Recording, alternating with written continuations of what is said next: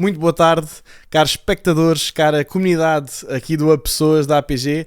Hoje estamos de volta aqui em mais uma edição da revista Pessoas, nesta que é uma rúbrica chamada Explicaram Extraterrestre. E explicaram extraterrestre porquê? Porque queremos trazer aqui convidados que expliquem temas um bocadinho mais à frente ou um bocadinho mais complexos, mas de uma forma traduzida para nós, pessoas de gestão de pessoas, e para que possamos aprender mais e ir um bocadinho mais além naquilo que é o nosso know-how, o nosso knowledge. E por isso, hoje trouxemos aqui uma pessoa que, aliás, vou aqui recorrer às minhas notas até, embora eu conheça há muito tempo, nós já somos amigos, até porque é uma pessoa amiga da casa aqui da APG. É nada mais, nada menos que o Pedro Martins, CEO do PM Hub, Dean da Aero American Business School, curador global da lusofonia digital, um projeto que até nasceu no HR Digital o ano passado na APG, e também, obviamente, fazendo aqui referência, curador do HR Digital, um evento que até volta este ano e que com toda a força na nova SBE. Para além disso, este ano, aliás, nós já nos tratamos por tu, portanto não seria outra maneira, foste também nomeado agora em janeiro comissário da Comissão Aspen para a Qualidade do Ensino Superior das Nações Unidas. Portanto, uma pessoa aqui com um know-how muito interessante. Para além disso, antes disto tudo, foste nos anos 70, aliás, a tua carreira começou como produtor televisivo e de rádio, não é? Exatamente. Portanto, disse tudo correto, Pedro Martins? Sim, daquilo que eu me lembro é isso mesmo. Muito bem, olha, hoje nós já estivemos aqui ontem a falar um bocadinho, é um bocado unscripted, não é? Mas estivemos a falar o que é que íamos falar, o que é que íamos trazer para cima da mesa, e eu disse, olha, vou-te provocar e vamos bater umas bolas sem muito guião, sem muita pergunta, falar de tecnologia, falar de gestão de pessoas, mas sobretudo falar de futuro. Um futuro que cada vez está mais perto, cada vez é mais acelerado, cada vez nós olhamos o longo termo e ele puxa-nos cá para cá e é já amanhã. Portanto, eu começava por fazer uma questão que é sociedades, ensino, gestão 4.0. Aliás, recorrendo ao tema da revista que é pessoas 5.0 a 6.0, será que vale a pena falar desta forma? Muitas pessoas recorrem ao 4.0, ao 5.0, ao 6.0, mas muitas vezes sem perceber o que é que isso significa. E eu acho que a primeira pergunta é: faz sentido falar disto? Faz sentido de falar de uma evolução do 4 para o 5 para o 6? Ou não? Se calhar não faz, e é aí que eu começava. Na minha opinião, não faz. São coisas que obviamente apareceram numa sequência lógica, porém elas podem ser coincidentes. O 4.0 nasceu em 2013 por iniciativa do governo alemão, relacionado com a automação. Portanto, quando a robótica, a burótica, a IoT, enfim, todas essas tecnologias foram aplicadas à indústria e causaram, inclusive, problemas sociais graves, porque criaram desemprego crónico, a mão de obra menos qualificada não foi, acabou por não ser ocupada e não tinha qualificação suficiente para voltar a ser empregada. Depois vem a Sociedade 5.0 em 2017, pela mão do governo japonês, que era pegar em toda aquela tecnologia da indústria 4.0 e, em vez de pôr em confronto com as pessoas, colocar ao serviço das pessoas. E aí que aparece a telemedicina, cidades inteligentes, enfim, carros autónomos, etc. O 5.0, não é? O 5.0. E o 6.0, que parece que é uma coisa do futuro, é uma coisa de 2020, tem a ver exatamente com a fusão entre pessoas e máquinas, onde aparecem os humanoides, os ciborgues, e uma coisa interessante relacionada com a indústria 6.0 é que se começou a falar muito mais da questão de ética, nomeadamente relacionada com a inteligência artificial. Então, cada uma destas etapas são etapas que não têm a ver com uma é mais moderninha do que a outra. Tem a ver com focos diferentes da utilização da tecnologia. Aliás, isso leva-nos ainda à própria designação de transformação digital. Muitas pessoas usam transformação digital com o uso da tecnologia. E não é necessariamente isso, é uma expressão. Bom, a tecnologia digital existe desde 1939, desde que há computadores digitais, mas a expressão transformação digital nasceu em 2011 pela mão do MIT, que era quando a tecnologia passou a ser definida não pelo uso da tecnologia por si, mas da relação da tecnologia com as pessoas. Então estas etapas 4, 5, 6 faz tudo parte do grande capítulo transformação digital, que é a relação da tecnologia com as pessoas. Sim, até porque estou-me a recordar até, aliás, parte da APG, nós ontem estávamos a falar, mas a questão do Cyborg e da a Neuralink surgiu agora que estão a criar os chips e toda a questão dos implantes cerebrais enfim, para dar novas capacidades até a nível da medicina, mas há tecnologias que já existem. Aliás, a Paula Rocha, que foi uma convidada também daqui dos podcasts da APG, ela própria indicou-nos que tinha um braço que chama-se um braço biónico, não é? Com tecnologia, e que era a própria tecnologia que permitia que o braço funcionasse, não é? Com estímulos elétricos, etc. Portanto, isso já existe e já é muito prático. As pessoas é que se calhar têm uma noção muito abstrata e muito cyberpunk daquilo que é a tecnologia, e é como os telefones. Também eu lembro-me, quando era miúdo, havia a Kim Possible, que era, portanto, ela era uma agente... aliás, aqui acho que toda a gente aqui da equipa viu Kim Possible, não é? São pessoas mais ou menos da mesma geração. E ela era uma agente especial, era um programa Disney. E sempre que ela era chamada pelo Tech Guy, era num telefone e via-se a cara, ele a falar com ela.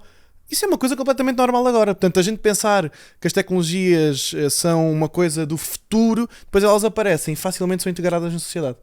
Portanto, como é que tu vês isso? Como é que tu vês a inteligência artificial, que afinal é um problema e vamos todos, entre aspas, morrer, vamos tirar trabalho a todos, mas quando ela surgir, ela já surgiu, já causou um grande impacto, é verdade, mas normalizou-se até com alguma facilidade, não concordas? Bem, essa questão envolve várias perspectivas e várias respostas. Em primeiro lugar, não é nenhum bicho de 7 cabeças. A inteligência artificial hoje está no nosso dia-a-dia e é difícil encontrar alguma coisa que não envolva inteligência artificial. Por exemplo, a nova geração de telemóveis, inclusive, vem com inteligência artificial que faz a tradução simultânea das chamadas. Tu estás a falar com um árabe e estás a ouvir em português, não é? Aliás, já a tecnologia, isso já havia desde... Aliás, eu acho que já havia sido desenvolvida muito antes até do ChatGPT, que já se tinha começado. Sim. Aquela questão da própria imagem mudar, os lábios serem modificados, o movimento dos lábios para a linguagem que se quer traduzir, mas desculpa, estavas a dizer? Mas, mas tu falaste da questão da pessoa cyborg, portanto das peças cyborgs, etc. A Neuralink existe desde 2016, transplante de memória existe desde 2018, não é? Às vezes as pessoas menos atentas que ouvem falar isso de uma forma mais recente ficam surpreendidas por essa novidade, mas elas não são assim tão novas quanto isso. Quando nós estamos a falar da utilização de peças ciborgues, muitas pessoas ficam chocadas porque dizem, então agora como é que é? Mas nós usamos o pacemaker para as pessoas que têm deficiência cardíaca ou uma mão ou uma perna amputada, já existem próteses, digamos assim, com um elevado grau de tecnologia, etc., que já existem há muito tempo. O que nós estamos a falar que é relativamente novo são peças ciborgues comandadas pelo cérebro, não para resolverem deficiências humanas, mas para maximizar capacidades humanas. Por exemplo, os implantes de memória é um dos aspectos que vai maximizar, não é a pessoa que é desprovida de memória, não é uma pessoa com demência que vai fazer um enxerto de memória, é uma pessoa que tem uma memória normal. Por exemplo, uma mão biónica lançada recentemente pela Neuralink, que é 10 vezes mais rápida que a mão humana e é comandada pelo cérebro, portanto, em que nós podemos estar deitados na rede na praia e ter a nossa mão a trabalhar numa fábrica de automóveis, por exemplo. Parece uma coisa de ficção, mas é uma coisa do presente. Aliás, eu ainda recentemente no Dubai tive meia hora a conversar com a Meca, que é o humanoide mais desenvolvido da atualidade, e eu confesso que 5 minutos depois eu esqueci. Estava a falar com uma máquina, porque ela tinha expressão facial, ela Sim, mas tu tens contradizia. Quem te conhece, e aliás, quem já teve em algumas palestras que deste nos eventos da APG, tanto no Porto como até em Lisboa, as pessoas já sabem que tu tens pessoalmente uma predisposição para a tecnologia. Aliás, tu vais contra a regra. Se a regra é, sobretudo, muito virada ali do pré-pandemia e pós-pandemia, 2020 e pós-2020, vamos apostar nas pessoas, as pessoas são um ponto central das organizações. Tu não. Tu, muitas vezes, quem te ouve falar diz mesmo: não, esta pessoa está maluca, porque esta pessoa está a descrever com um sorriso na cara aquilo que nos parece a nós no presente um cenário apocalíptico futuro. Como é que tu vês isso, de ver com um sorriso na cara? Porque é que tu vês um cenário apocalíptico futuro? Se realmente é apocalíptico ou se é outra desconstrução da sociedade que, assim, a gente já evoluiu várias vezes. As pessoas que não querem olhar para a história não olham. Mas a Revolução Industrial tirou trabalhos em muitas coisas. Se bem que a Revolução Industrial, as várias revoluções industriais tiraram muitos trabalhos, criaram ainda mais. E as pessoas não, se calhar não olham para aí, ou olham. Não, eu estava a dizer exatamente que às vezes eu ouço pessoas que aparentemente muito entendidas no assunto e que eu costumo dizer que são especialistas das coisas gerais, virem discutir se o que vai ser predominante são as pessoas, se são os computadores, etc. Eu acho toda essa discussão relativamente estéril, porque não se trata de discutir uma coisa ou outra, não é? Até porque são a velocidade da evolução da sociedade, da tecnologia, etc., não nos permite estar a decidir se vai ser uma predominância de pessoas ou de máquinas.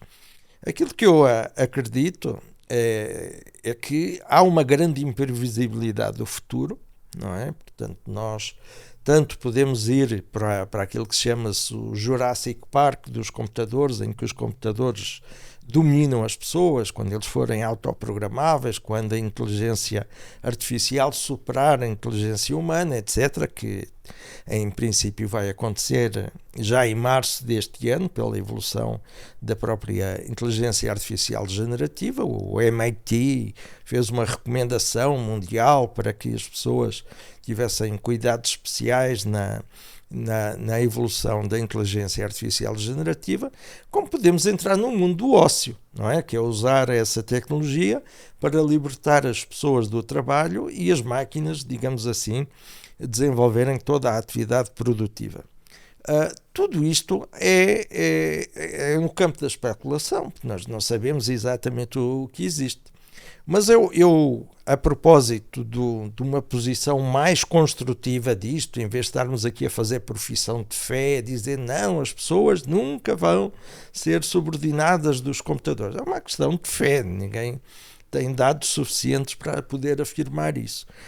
Mas eu ainda li recentemente um diálogo entre o Einstein e o criador da bomba nuclear. Pronto, viste o Oppenheimer, portanto. O Oppenheimer, exatamente, onde ele tem lá uma cena em que não sei se é ficção, se não é, mas...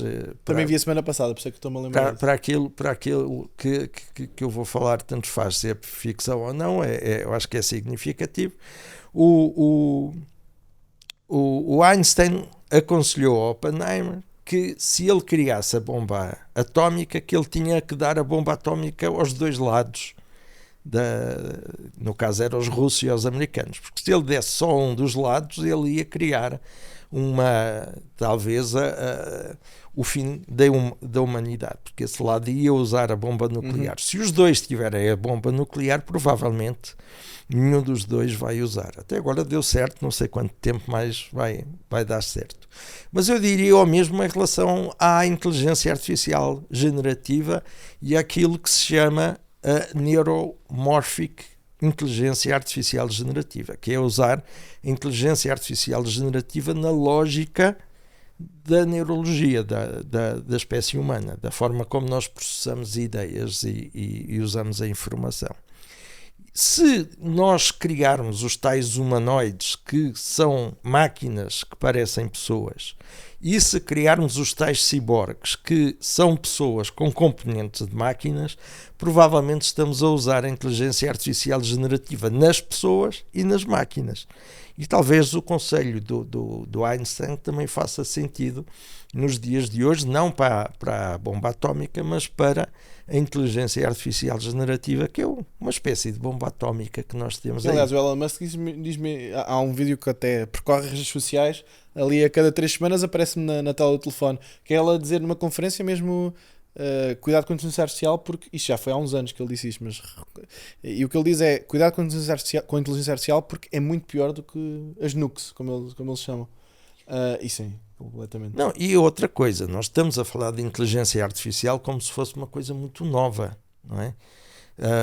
A primeira utilização da inteligência artificial, que se colocou um computador a jogar xadrez com uma pessoa e a ganhar xadrez ao campeão mundial de xadrez, foi há 70 anos, não é? 74 anos, para ser mais preciso. Já não é um tema de agora. Não é de agora. A inteligência artificial generativa tem mais de 10 anos. Portanto, também não é um tema. Aliás, de agora. e a inteligência artificial, vamos lá ver, Predictive Analysis com base em inteligência artificial, qualquer plataforma que nós usamos, seja da Meta, do antigo Facebook, não é? Do Google, enfim, todos eles têm algoritmos baseados em inteligência artificial há anos, pelo menos desde 2012, não é? Claro. Não é de agora, mas a questão é, se nós agora, aliás, uma das perguntas que nós tínhamos dito, tenho que fazer esta pergunta, que é futura 30 anos ou futura 30 dias? Acho que agora já nem vale a pena fazer essa pergunta, porque tanto nós, 3 meses para cá, já se fala que daqui a uns 3, 4, 5 anos a maior competência vai ser um bom instrutor de inteligência artificial generativa. Então vamos agora pegar nisso, que é quais são as competências realmente que vale a pena falar num espaço de tempo, a curto prazo de 30 dias, como se vale a pena falar a 30 anos. Bom, 30 anos, provavelmente eu não estarei cá, eu não sei se vocês estariam em condições de manter esta conversa daqui a 30 anos, porque A gente vai buscar o arquivo e volta a editar isto. É muito tempo. Em primeiro lugar, falar em relação à projeção do futuro. Eu digo sempre que falar do futuro é a coisa mais fácil do mundo. Nós podemos dizer o que nós quisermos, porque ninguém pode dizer que está errado, não é? Ninguém sabe exatamente o que vai ser o futuro. A não ser os videntes, né? Que pelo menos fazem a sua... Sim, mas esses ganham dinheiro com isso e acertam tanto quanto ele. Agora, o que nós temos em relação à projeção do futuro, que tem a ver com o pensamento estratégico e a definição de estratégia, é que antes nós identificávamos o futuro, definíamos as estratégias baseado nas tendências do passado. Íamos analisar um certo progresso do passado e víamos que havia uma certa sequência lógica que nos levava a prever a situação futura. Hoje, quando fazemos, por exemplo, gestão estratégica, nós imaginamos o futuro não em função da continuidade do passado, mas em função do desejo, daquilo que as sociedades, a economia, etc., deseja. Isso é que é os indicadores de futuro. Quando nós estamos a falar das competências necessárias, isso também é outra questão que eu tenho ouvido muita palestra, muito artigo, falando nas competências da era digital, pegando naquelas competências que o David MacLean criou em 1970 e que o Casal Spencer, em 90, depois fez o dicionário de competências da Ray McBaer, e basicamente são as mesmas competências que vão buscar, pensam uma, pensam outra, mas não são competências novas. E de facto nós estamos num universo que exige competências novas. Por exemplo, nexialismo. Antes nós valorizávamos os especialistas, hoje valorizamos as pessoas que tiram nexo entre conhecimentos diferentes e recursos diferentes. Não é? Então consideras, por exemplo, eu não sei se estou a inventar ou se tenho mesmo esta memória, mas que os novos, digamos assim, programas de formação educativa dos primeiro ciclo, segundo ciclo, já começam a pôr a lógica, a matemática, não tanto mas mais a lógica como algo que é aprendido e que é, pronto, passado às novas gerações. Faz sentido, porquê? Porque, ok, como tu disseste, essas competências já vinham dos anos 70 e as pessoas quase fazem um reaproveitamento daquilo que já existe. Mas, por exemplo, a minha formação base em recursos humanos, e não é assim há tanto tempo, eu comecei a licenciatura em 2017 ou 18, eu não me lembro, 17. E não se falava desta questão, vou bater na mesma tecla, mas de instruir, de perceber como é que, quase de... Claramente, competências do futuro, comunicação, liderança, agora fala-se muito na instrução, né? Nós instruímos as inteligências artificiais, mas também não se fala do vocabulário, nós sabermos adaptar-nos ao vocabulário, ao sistema lógico de uma inteligência artificial. Faz sentido? Achas que isso é algo que faz parte do futuro ou que também vai desaparecer? Repara, muito mais do que a linguagem são os conceitos. Por exemplo, os conceitos que a transformação digital nos trouxe, da individualização, não é? Da personalização. Isso é uma das competências que hoje são necessárias. A própria liderança na era digital, que muitas vezes a transformação digital está relacionada com a mentalidade agile, tem a ver com o papel do líder, já não é mais traçar metas, já é só dar o direcional, porque ele não tem ascendência hierárquica sobre o grupo dele. As funções de Scrum Master, Product Owner, etc., são líderes funcionais não hierárquicos e rotativos, em que a pessoa umas vezes exerce essa função, outras vezes está a exercer a função de team player. Então, esta discussão sobre as novas competências, liderar equipes híbridas, equipes em que tem robôs colaborativos e pessoas humanas, ter uma liderança ágil, que é uma liderança de estabelecer direcionais e não uma liderança de estabelecer metas, é ter o tal nexialismo, a tal relação entre diversos recursos e diversos conhecimentos. Tudo isso é que eu acho que são as competências realmente novas. E isto não são competências que estão lá no dicionário de competências do casal de Spencer. Quer dizer que finalmente passámos a um passo um bocadinho mais... Só falta fazer isso uma convenção também, não é? Agora, repara, universal, nem todas as pessoas... Eu estou no RH há 44 anos, não é? E de facto o RH é muito permeável a modismos e a mudar o léxico, a linguagem. Eu passei do RH integrado para o RH estratégico, para o capital humano, para gestão de talentos, e de facto cada uma destas expressões tem a ver com uma escola teórica precisa, não é? Mas o que é que eu tenho visto no RH? Mudarem as designações e continuar a fazer remuneração da mesma forma, formação da mesma forma, gestão de desempenho da mesma forma. Mesmo.